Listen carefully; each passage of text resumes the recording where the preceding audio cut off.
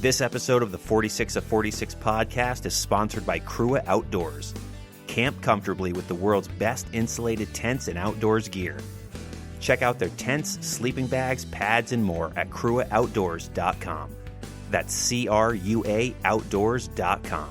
Crua Outdoors, the best night's sleep you'll have in the wild. This is the 46 of 46 podcast Summit Sessions, where we'll talk all things Adirondack, backcountry, and beyond. From high peak stories and adventures to trail tips and tricks, we'll dive deep into the heart of these mountains and the people who passionately climb them. Adirondack maps and spruce traps, bushwhacks and backpacks. It's all here on the 46 of 46 Summit Sessions.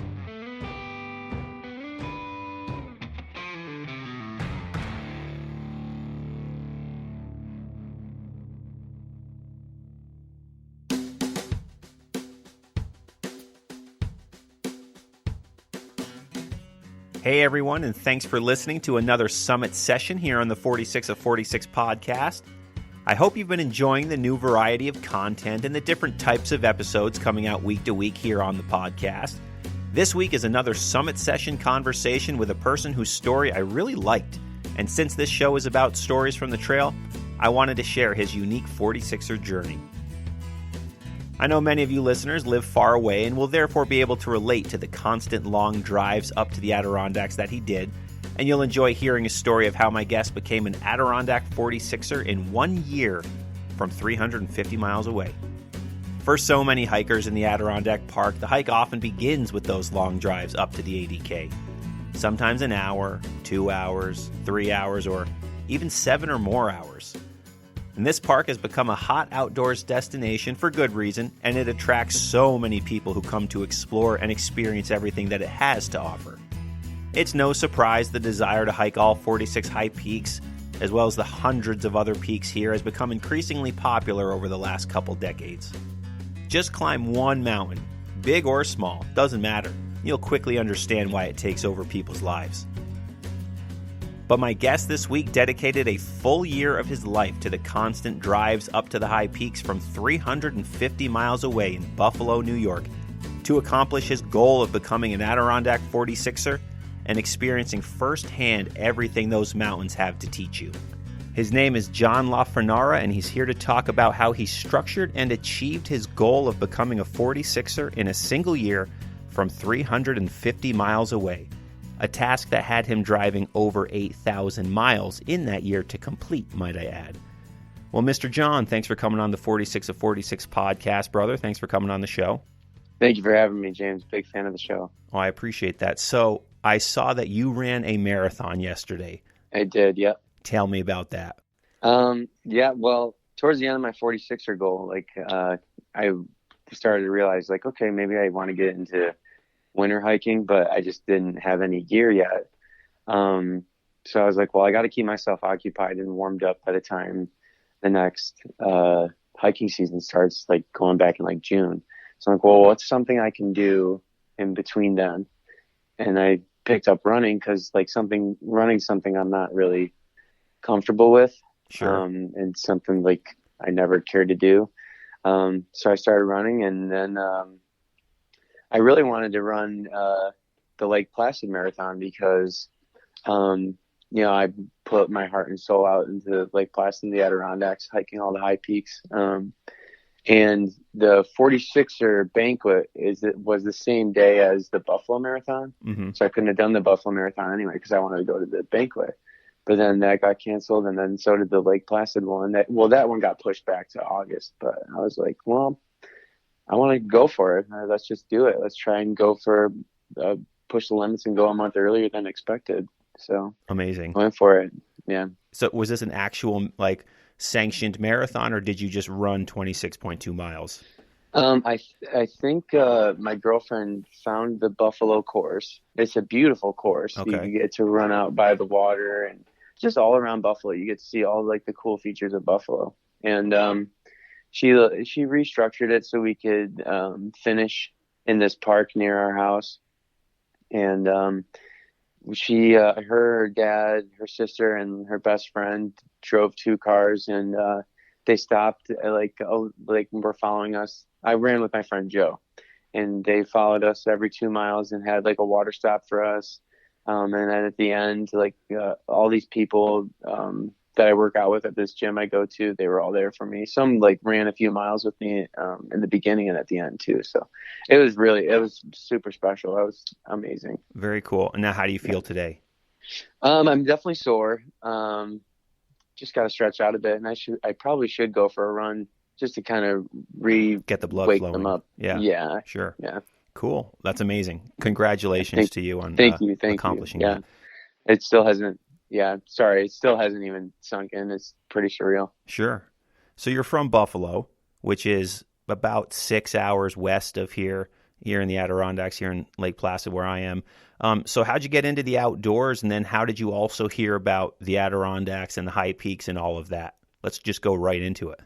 Okay. Yeah. So a little bit, a little background about me. I grew up like absolutely obsessed with baseball, and I had really big dreams with baseball. And then with that, I've always been into the outdoors. My dad's side of the family owned this like big chunk of land about 20 minutes outside of where I grew up. I grew up in a small town called Batavia, and they had this small bit of land in Attica. And then I kind of like totally forgot about it until about my freshman year of college when I stopped playing baseball. So like stopped playing baseball, that like put a really big hole in my heart and my whole life. So then I reconnected with that bit of land, and just as I'm like reconnecting with this bit of land, my dad and his siblings had to sell the land. Like two of them didn't even live in the state. I was really bummed out at the time when they sold it, but like now that I've grown up and like kind of acknowledged like why they did it, like yeah, it makes total sense. They're not even living in the state. You're paying property tax or whatever they were paying on this chunk of land that they don't even get to see. So Sure. Makes total sense. That makes sense.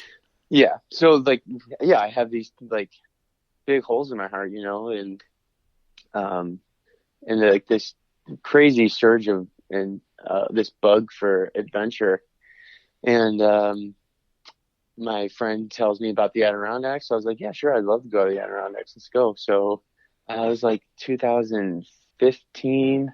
I think he took me for the first time, and we did Bald Mountain, and I went through like this bit of a hippie phase, so I hiked it barefoot.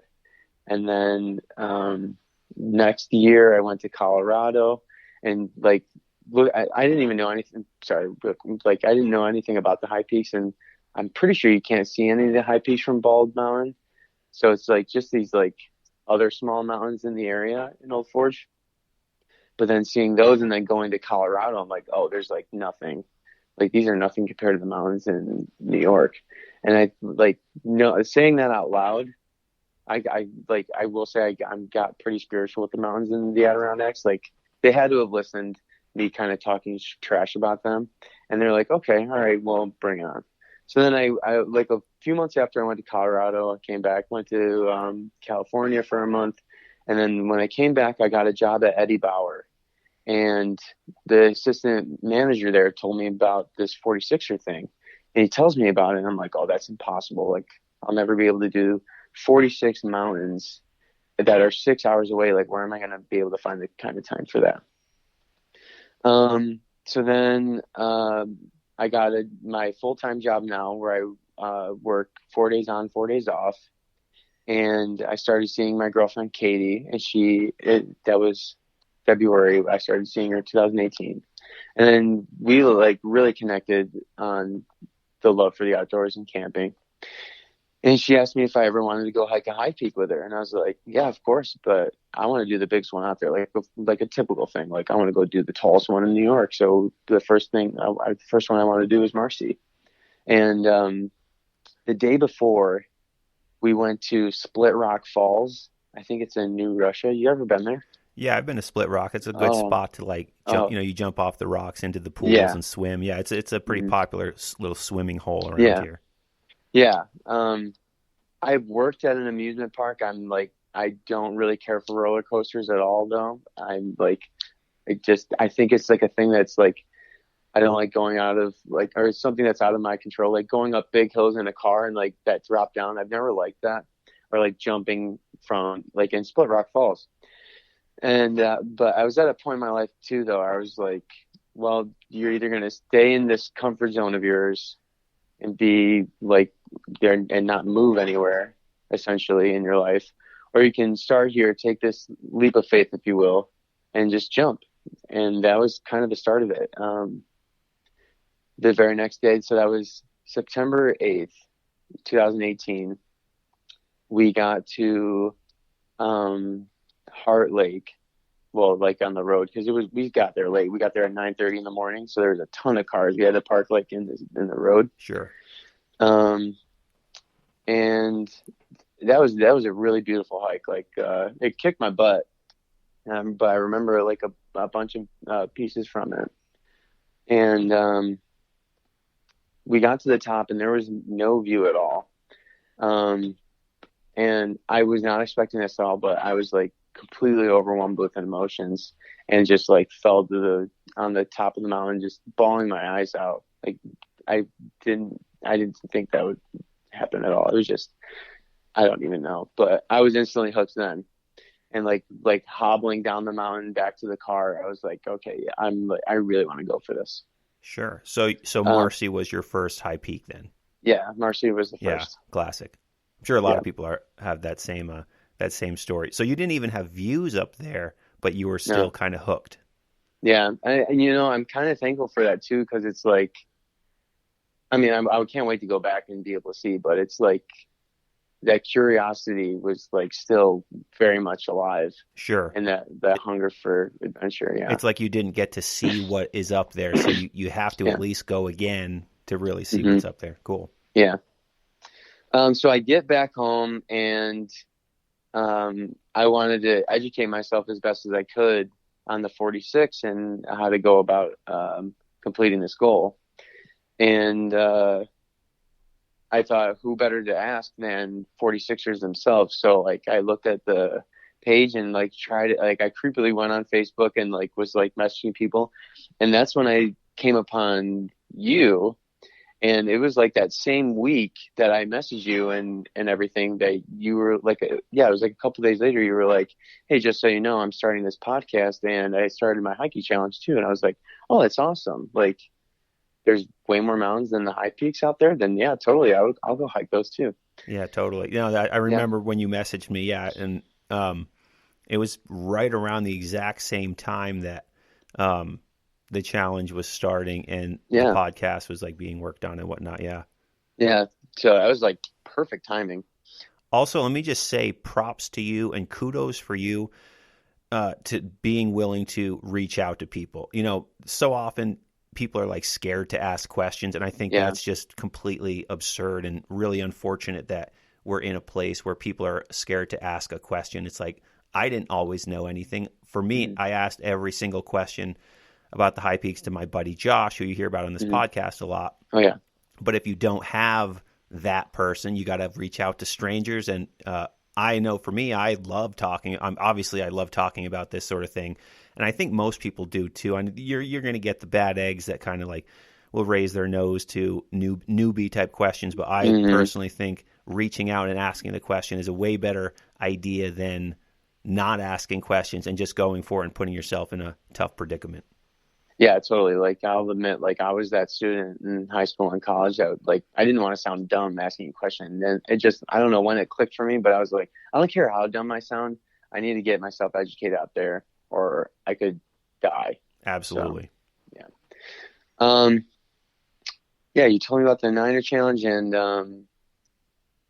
I'll tell you, like, you can be like, as you get to know and like educate yourself on all the mountains, you can be as ambitious as you want, but make sure you do your research, study. And I would suggest definitely practicing on those smaller mountains. Like if I could go back and knowing what I know now, like, yeah, I would probably totally go and do like the Niner challenge and all the other ones, like the Sixers, maybe Lake George, because they all have, like, doing some of them, they all have like an aspect to them of a high peak. Like those ones get steep, even though they're lower in elevation, they definitely get steep. Like you'll get the feel of it for sure.